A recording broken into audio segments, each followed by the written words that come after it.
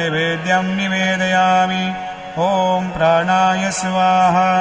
ॐ अपानाय स्वाहा। ॐ व्यानाय स्वाहा। ॐ उदानाय स्वाहा। ॐ समानाय स्वाहा। ॐ ब्रह्मणे नमः। हस्तप्रक्षालनं समर्पयामि। मुखप्रक्षालनं समर्पयामि। करोद्वर्तनार्थे चन्दनं समर्पयामि। सद्गुरु साईनाथ देवताभ्यो नमः। प्रार्थनापूर्वक नमस्कारं करोमि। तथा च आराधक्यदीपं दर्शयामि।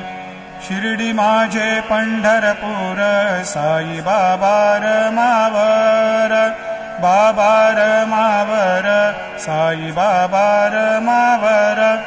शुद्ध भक्ती चंद्रभागा, भावपुंडलिक जागा।